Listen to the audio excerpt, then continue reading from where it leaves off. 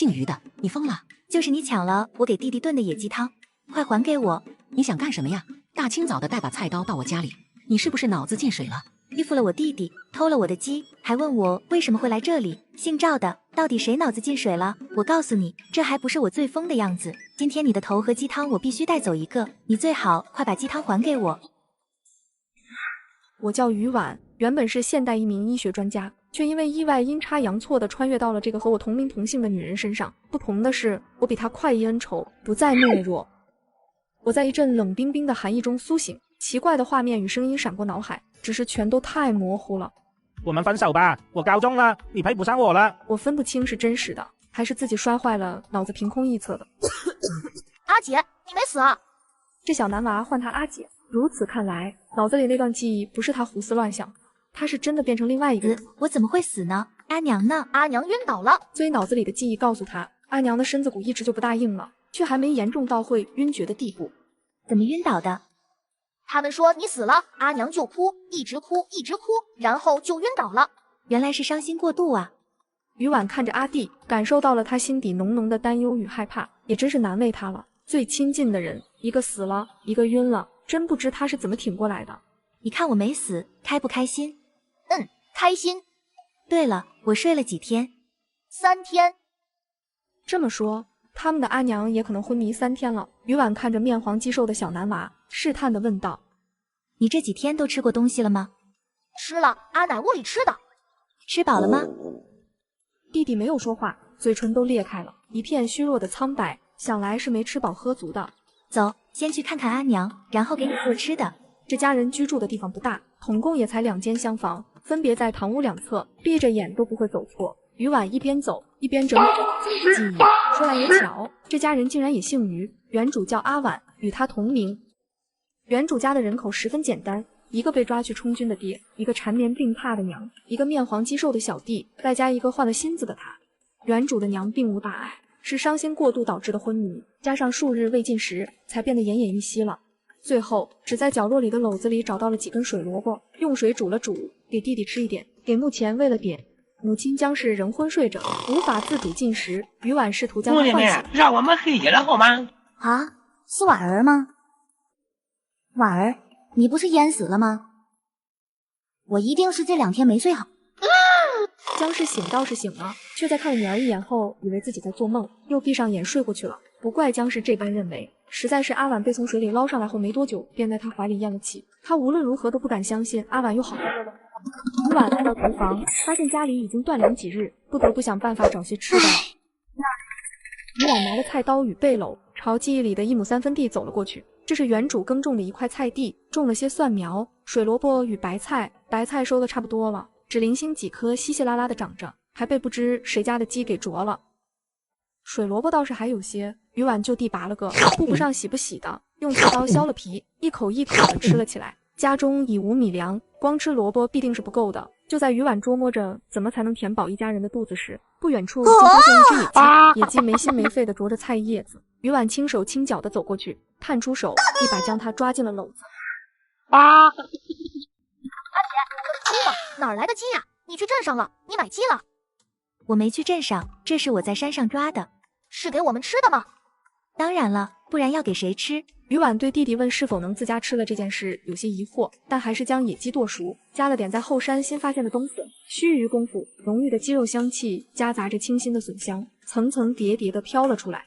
蒜苗不大够，我去地里摘点来，你守着鸡，别让人偷吃了哦。好，那我守着鸡。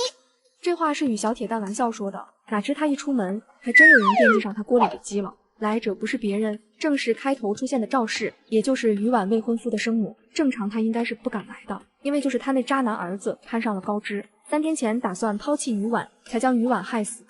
但是渣男连对他母亲也没有说实情。阿婉呢？你醒了吧？你也真是的，醒了也不去和我说一声。豪儿又要交束修银子了，你快点把钱。这什么香气？怎么这么好闻？赵氏火急火燎地冲进厨房，小铁蛋看到他的一霎，小脸顿时黑下来了。赵氏看也没看小铁蛋一眼，一把揭开锅盖。当他看到那一大锅金黄的汤汁与炖鸡时，眼睛顿时放绿光了。赵氏激动地放下锅盖，拉开碗柜，拿出一个干净的瓦罐，理所当然地舀起了锅里的鸡肉。阿姐说了，这是给我们吃的，不许你拿走。你阿姐是我儿媳，她的就是我的，什么时候轮到你们吃了？死丫头，弄了这么好的东西也不知道拿去孝敬我，竟偷偷藏在屋里炖。幸好是我来了，不然这一大锅鸡肉就被这几个糟温的吃完了。起开！我不。赵氏怒了，用力的甩手一挥，将胳膊抽了出来，掐住小铁蛋的脸，恶狠狠地说道：“你是个什么东西，也敢管老娘的事？信不信我揍你？你揍啊！你揍啊！”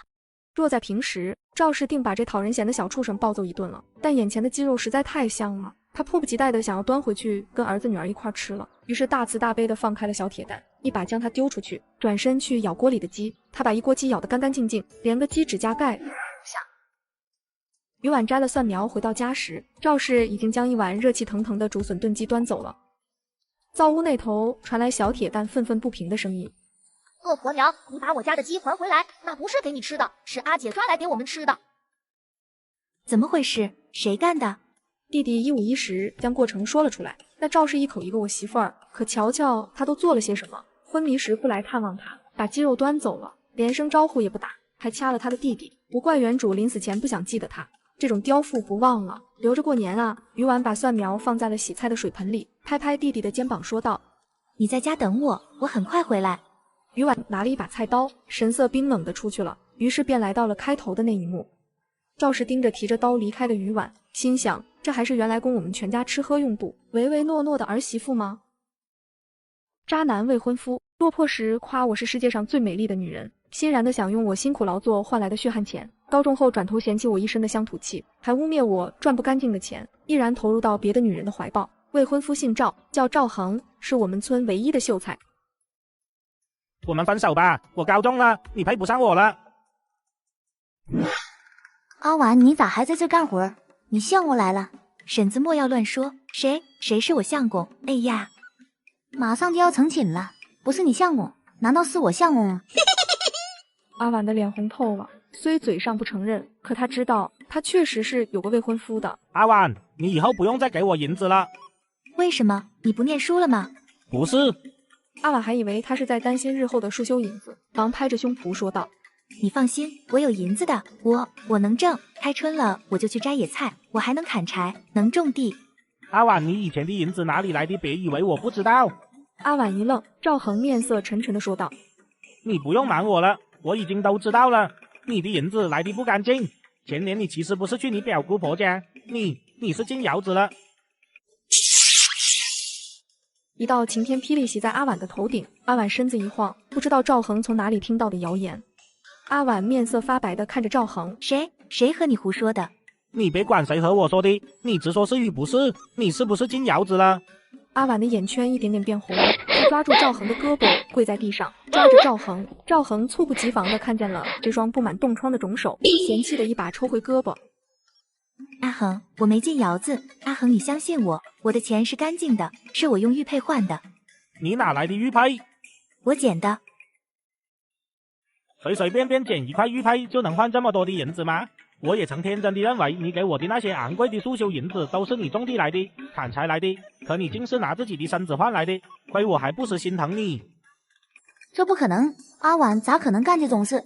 赵恒一定是误会了。阿恒，你相信我，我没进窑子啊，我可以发誓。阿婉哭的心都要碎了，她是真没进窑子啊。你放心，念在你我相识一场的情分上，你的事我不会宣扬出去，只是我也不可能再娶你了。赵恒摆出一副施舍的姿态。这赵恒脸皮可真厚啊，和他娘一样，这不就是喜新厌旧想甩了阿婉吗？真不要脸。他们两个咋说也是青梅竹马长大，我听说很长一段时间赵恒与妹妹都吃在阿婉家，住在阿婉家。之前全城闹饥荒的意思还是阿婉剩下自己的口粮，不是阿婉，这赵恒早就活活死了。是啊，赵恒其实不是本地人，而是刚打仗那年逃窜到他们村子的。赵恒的爹在战乱中死掉了，只留下他与寡母以及一个与阿婉同岁的妹妹。这些年多亏阿婉家的救助，一家三口才惶惶度日。实际上阿婉家的日子也不太好过，尤其是阿婉爹被抓去充军后，这一房没了顶梁柱，日子愈发拮据起来。可在拮据，阿婉都舍不得赵恒受委屈，只能自己多种田劳作去供赵恒读书，这也就导致于婉皮肤黝黑粗糙，看起来显老了。我是秀才，夫子说过，以我的才学，他日必能入仕，我不能娶一个不干不净的女人，有辱斯文，亲事我会上门推掉，你以后不要再来找我了。说罢，赵恒不敢看阿婉的眼睛，逃一般的离去了。可他没走几步，身后的鱼塘便传来扑通一声落水的声音。当捞起来送到阿婉家时，原主已经咽气了。赵恒还厚着脸皮对阿婉的母亲说阿婉是不小心落水的。婶婶，阿婉在河边不小心落水了，幸亏我发现的及时，要不然可能连阿婉的最后一面都见不到了。没有阿婉，我可怎么活呀？当再次睁眼时，现在的我已经占据了这部身体。我原本是一名现代医学专家，意外穿越到这里，经过短暂的适应，我只是模糊地继承了原主的部分记忆。死去的爹，年幼的弟，病了的母亲下不了床，但是保护家人的意志却十分强烈。初来乍到，会有这样的想法，多半是出自原主的意志。或许正是因为这种强烈的意志，才能在死后召唤了一个意识的灵魂，替原主走完接下来的人生。但我却和原主不同，因为我是一个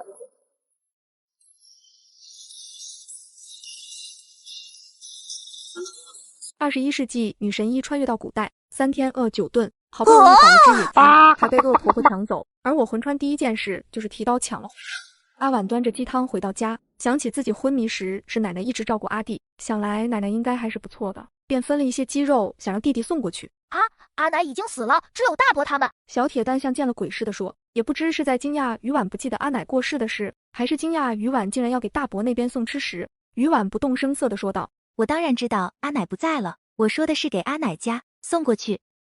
小铁蛋之所以吃惊，是因为于婉生前和大伯家关系很差，原来阿婉爹不是于老爷子亲生的，是于老爷子捡来的，二老拿他当亲生一般。阿婉的大伯与姑姑都待这个弟弟极好，有他们一口吃的，就绝不让弟弟饿着，谁把弟弟欺负了，他俩能扛着锄头追到人家田里去。后西北突发战事，官差来莲花村抓捕壮丁，原本该是长男去，但阿婉爹为了报答于家的养育之恩，灌醉了大哥，大半夜的代替大哥上路了。这些事阿婉原是不知情的，可也不知谁在他面前嚼了舌根子，说他爹是捡来的，当初抓壮丁抓的是他大伯，于家舍不得亲生儿子，才把他爹给推出去送死了。阿婉信了这些搬弄是非的话，自此与大房的关系交恶了，之后又分了家，便更形同陌路。但大伯家对铁蛋却都一大伯家除了大伯母外还有3个孩子，对于婉能送来鸡汤都很难以置信。他哪来的鸡？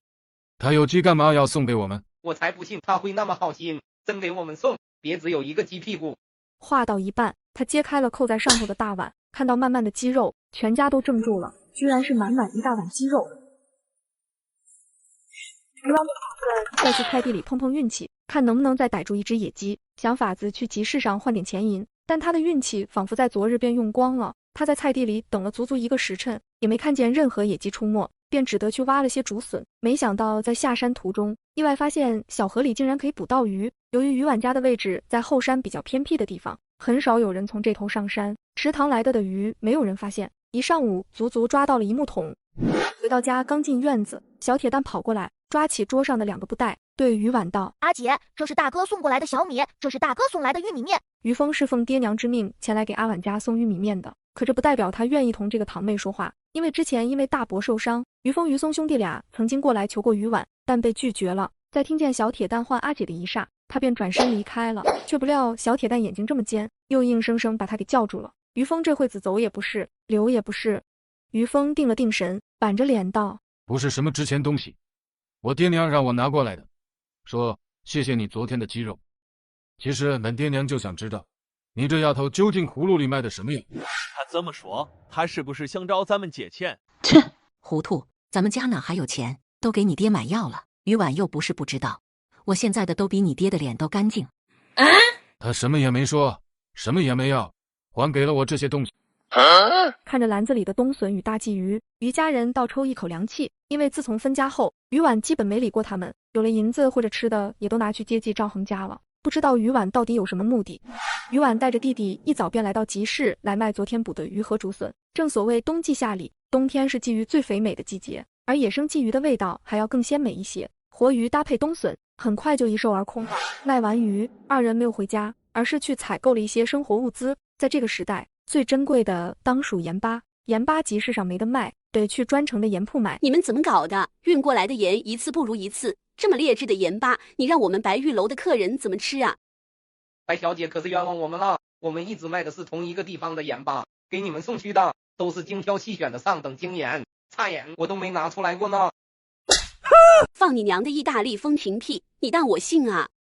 我勒个豆，敢在官铺如此嚣张，这女孩的来头不小。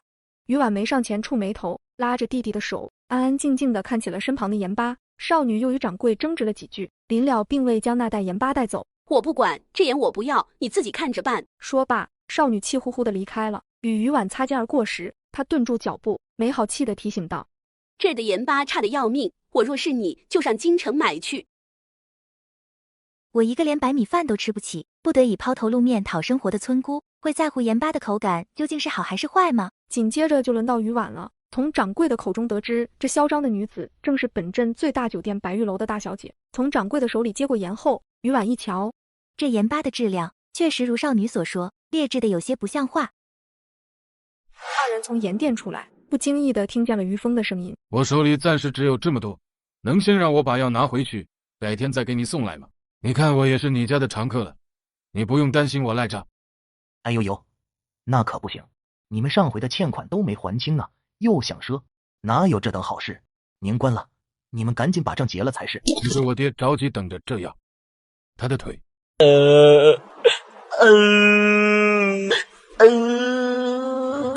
哎，别来这套，古情戏我见多了，我不会再赊药给你们了。这些够吗？他一个不漏的倒了出来。于峰与一旁的于松齐刷刷的看向了他。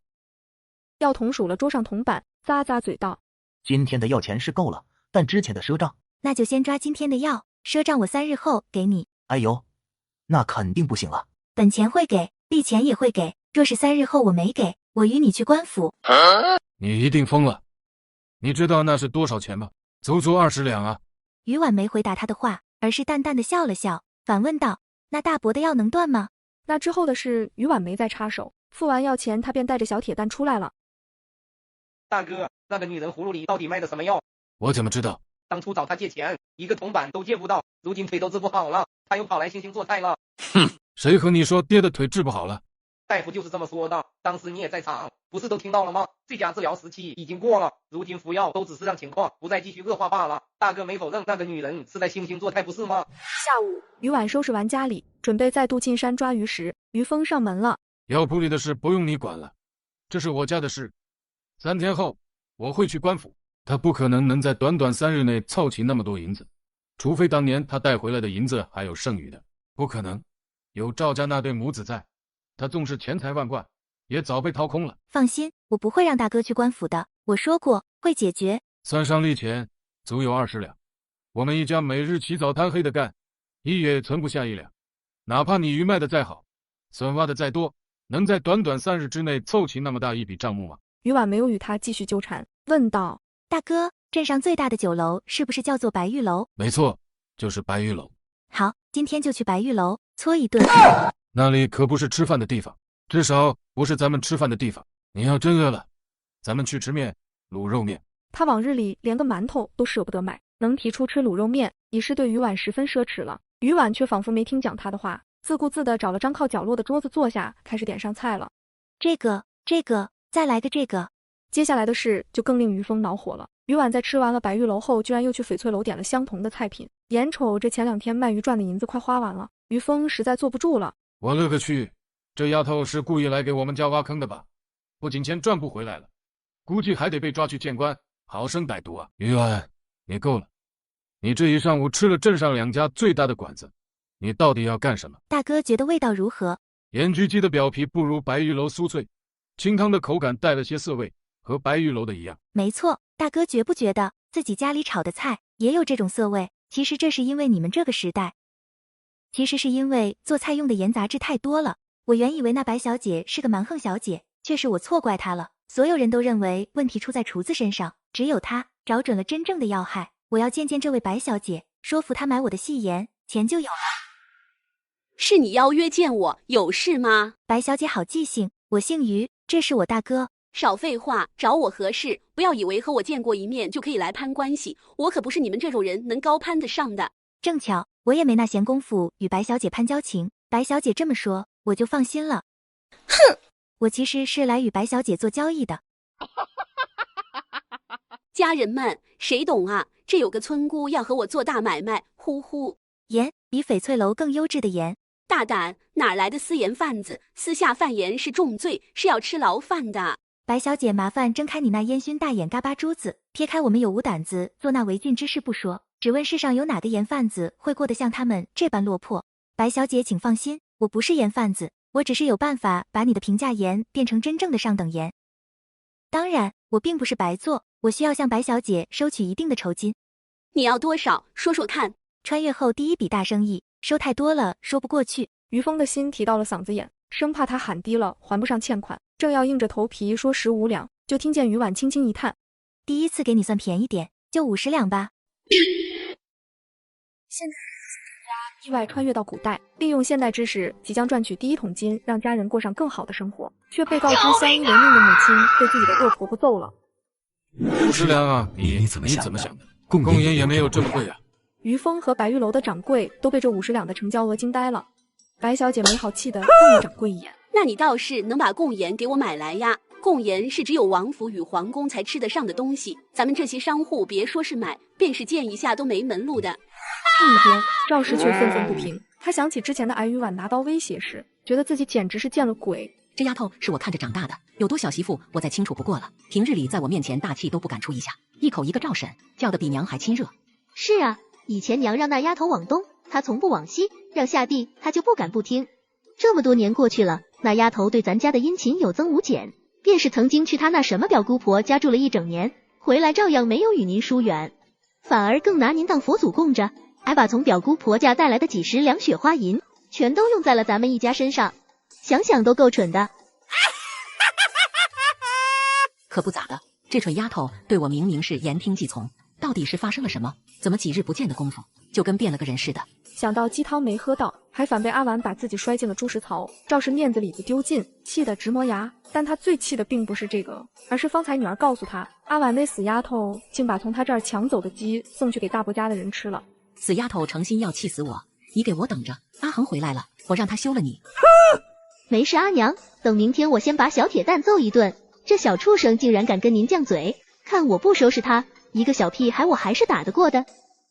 到家后，于婉便一头扎进灶屋，让弟弟架起了柴火。上过幼儿园的小伙伴应该都知道，古代的盐巴难吃，主要是含了太多杂质，只要将这些杂质去掉，就能让口感上升一个新的高度。这说起来容易，做起来却是个耗时耗力的技术活。他先让于峰用石磨把黄豆磨成豆浆，随后于婉将盐巴煮化后，用纱布过滤了一次。此时过滤掉的是比较粗糙的杂质，但还要更细腻些的，就需要豆浆倒入卤水中，反复3、5次，将浮上来的渣子舀出，再把锅里的水蒸干，盐就出来了。白糖早早的在大堂等着，白玉楼的厨子也围了上来，其中便有在集市与于婉打过照面的陆师傅。怎么变得这么少了？这是盐吗？之前在集市上那个连鱼汤都做错了的小丫头，这样的人会懂得自盐吗？陆师傅嘲笑于婉，余下的厨子伙计也笑了，唯独白糖没笑。白糖不是没见过世面的小商女，世人只知她爹是商贾，却不知她娘原是京城侍女。她随她娘归宁时，这雪花一般的盐粒，她是真正亲眼见过，亲口尝过的。当于婉将盐粒放到她面前时，她就惊得有些说不出话了。至今有生之年，真能再次见到雪花盐，还是经一个村姑竟然做出了雪花盐，不得而知。但保不齐只是东西相似，味道或许差了10万8千里呢。我丑话说在前头，味道不让我满意的话，我是一个铜板都不会给你的。OK， 馍的问题。白玉楼的厨子用于婉的盐粒做了一道家常小菜，白菜红烧肉。白糖本想着味道再正也要装出一副难以下咽的样子，如此便再能和他压价，哪知他吃着吃着就停不下来了。白小姐可还满意？现在说不满意还来得及。二人拿银票回了家，刚进村口，村子里的二嫂跑了过来。这二嫂是10里8乡里的名人，出了名的尊老爱幼，尤其孝顺奶奶和公公婆婆，就是有点碎嘴子。阿婉呐，我累个豆，你怎么才回来呀？你们家出事了，赵家闺女把铁蛋给打了，你娘冲出去找赵家麻烦了，你娘哪是他们娘俩的对手啊？那泼……二嫂想说泼妇，话到唇边，忽然记起阿婉是赵氏未过门的儿媳，悻悻地把泼妇2字咽下去了。总之，你们赶紧过去看看吧，去晚了，你娘怕是都要被他打死了。于婉娘将是在村子里是个再温和不过的女人，听说是城里来的，有教养，说话细声细气的，从不与人红脸。反观恶婆婆赵氏就跋扈多了，仗着有个秀才儿子，村子里谁没受过她的气。于婉的神色瞬间冷了下来，抄起特造。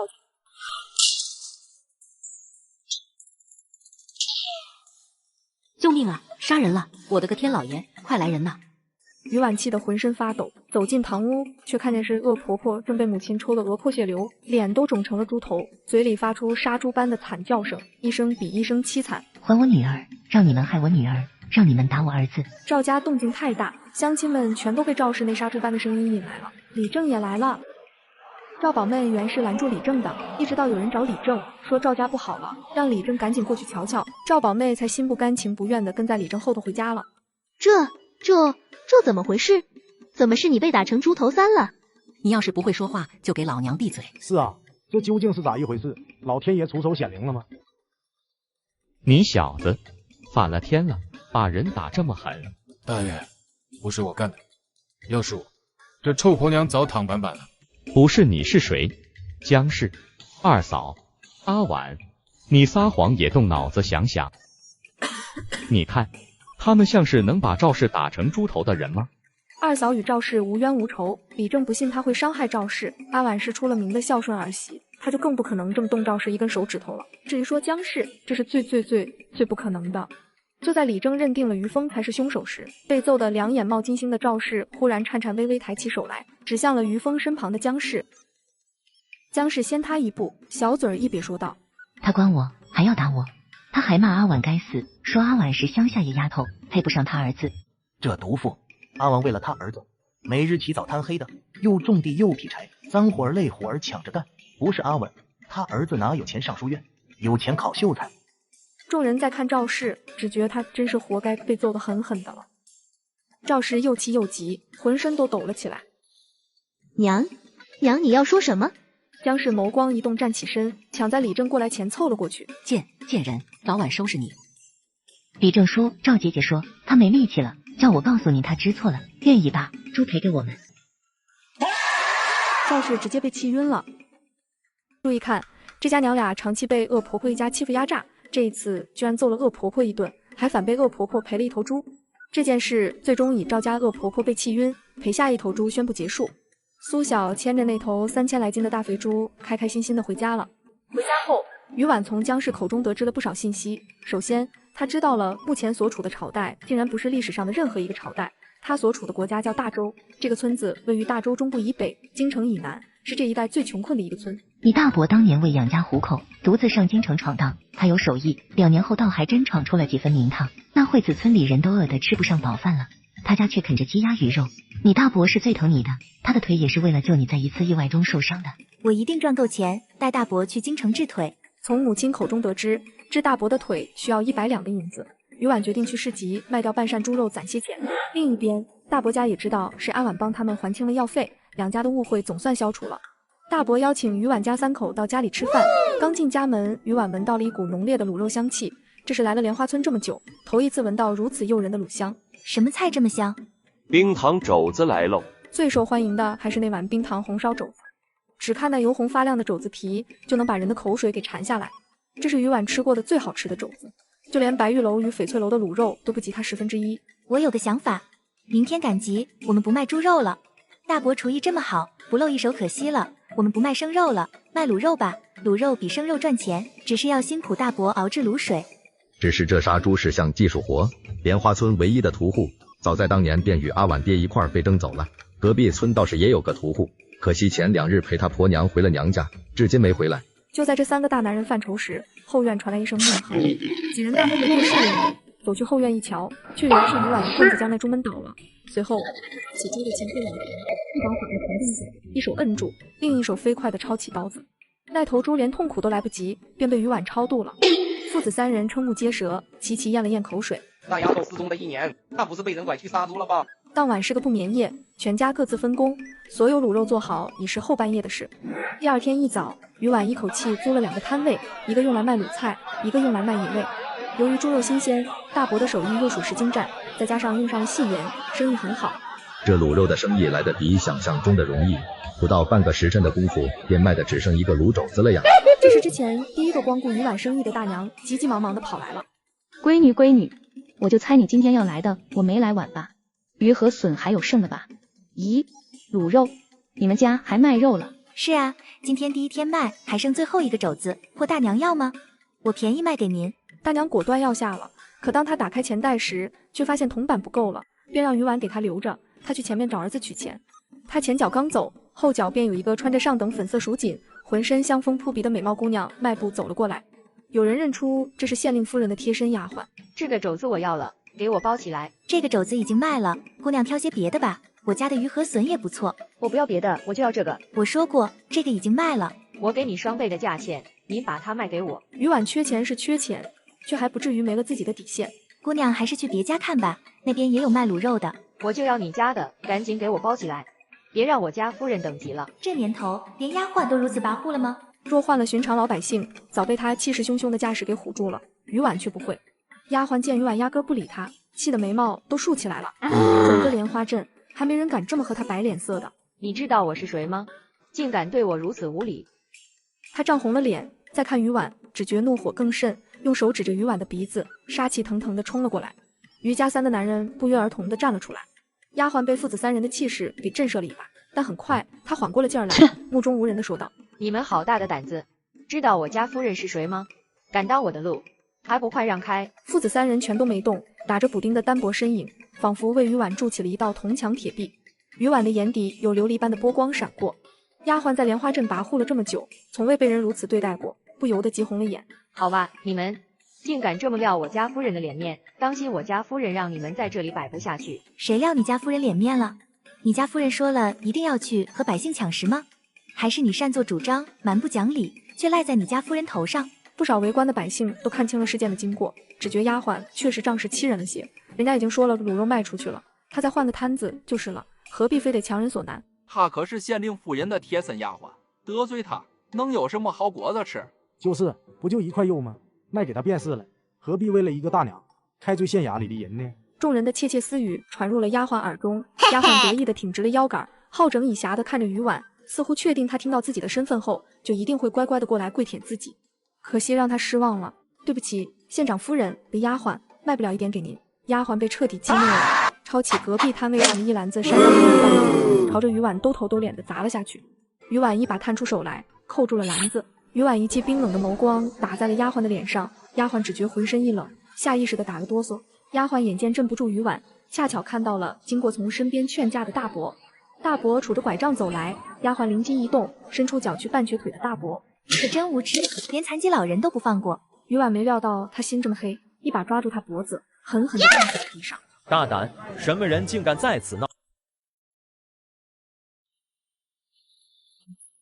快看呐！穿越女主在古代靠卖卤猪头肉即将发财，突遭县令夫人丫鬟刁难霸凌，看女主不卑不亢，狂澜。大胆！什么人竟敢在此闹事？说话的捕快一行5人，领头的姓张，是县太爷的手下，给县令夫人跑过腿儿，认识丫鬟。春枝听见张捕快的声音，赶忙扭过头去，一改先前的跋扈之色，委屈又可怜的哭道：张大哥，救我！张大哥，你来的正好，这有个疯子欺负我。春枝是县令府的大丫鬟，身份贵重，今年17，尚未婚配。张捕快前年丧妻，如今是个官夫，早看上年轻貌美的春枝，奈何春枝瞧不上他，往日里连看他一眼都嫌多余，何曾像今日这般好声好气的与他说话。张捕快瞬间感觉自己那颗英雄救美的心都膨胀了。春枝妹妹放心，大哥今日一定为你讨回公道。来，你先自己把伤口包扎下。大哥，就你也配？春枝心想，面上却不敢得罪自己唯一的救星，这个疯女人竟敢当着那么多人的面让我出丑，我一定要她付出代价。来人呐，把那个女人给我抓回衙门，我要亲自审问，谁敢阻拦，给我一并抓走。都是这丫头闯的祸，这下好了，我们要被抓走了。且慢，这位捕快大哥，你张口闭口要抓我，请问我所犯何罪？捉贼捉赃，抓奸捉双，你总要给我一个信服的理由，才能在大庭广众之下把我们几个手无缚鸡之力的平民带走吧。理由？你都把人欺负成这样了，还好意思问我为什么要抓你？谁欺负谁？我只不过是让他把自己弄掉的东西捡起来，如果这也算欺负的话，那方才他威胁我在先，糟蹋婆婆的粮食在后，更是蓄意绊倒我行动不便的大伯，请问他做的这些又算什么？张捕快噎了一把，转头看向春枝，他来得晚，不知前面竟发生了这样的事。张大哥，你别听他胡说，我没威胁他，是他自己不肯把卤肉卖给我，还羞辱我们县令夫人。张捕快如何看不出春枝在撒谎？可这是让春枝欠下自己人情的大好机会，他如何能够错过了？再说了，春枝好歹是县衙的人，一个穷村姑也敢与他置气，怎不掂量掂量自己究竟几斤几两？孰是孰非，等回了衙门，县太爷自有定夺。你若是冤枉的，一定还你清白；你若真把人欺负了，牢饭也不是那么好吃的。围观的人越来越多了，众人开始对捕快们指指点点，俨然也是对张捕快上来就抓人的行径十分不满。这话说的冠冕堂皇，可谁不知道进了县衙就是他们的一言堂？谁说不是呢？好端端的一个姑娘，抛头露面讨生活，到头来却让这群畜生欺负了。小风，把你弟弟妹妹带回去，这事儿与我闺女无关，我跟你们去衙门。大伯，别担心，去了衙门，我自有道理。大伯自然不怕他没道理，他不是从前的他了，不会再让人随意欺负了。可衙门非善的，一个姑娘家进去了，纵然完好无损的出来，名节也有污点了。三弟替我去了边关，我不能连三弟唯一的女儿都护不住。爹，你身子不好，还是我去。你们都别争了，我皮糙肉厚，我去。渔网我可不是为了你，我是担心我爹。大家真的不用担心，我自有办法。父子三人异口同声对于婉说道：“那也不行。”就在一家人争执不休之际，一辆4马所拉的奢华马车缓缓地驶过来。镇上最奢华的马车是县太爷家的，可也只有一匹高头骏马。这辆马车不仅有4匹，且每一匹都是上等的蒙古战马。车上一妇人掀开帘子对捕快道：“我家小姐说，边关干戈不息，以农为兵，为官者当爱民如子，切莫鱼肉百姓，寒了边关将士的心。”白堂不知何时出现在了人群中，他一边说，一边走到了张牙舞爪的张捕快面前。我劝你不要轻举妄动，将军府的千金开了尊口，你再胡乱抓人，那就是与他过不去了。你说那是将军府的马车，还不是寻常的将军府哦。方才坐在马车里的是镇北老将军的嫡亲孙女。张捕快不知是想到了什么，整张脸都变得毫无血色。随后春枝也不管了，直接带上弟兄灰溜溜的逃走了。哎，张大哥，张大哥，你怎么走了？你不抓人了？哼！白堂前来不是来看热闹的，而是有新的生意要交给于婉来做。于婉又要赚一笔大钱了。可是天下有这么容易的事吗？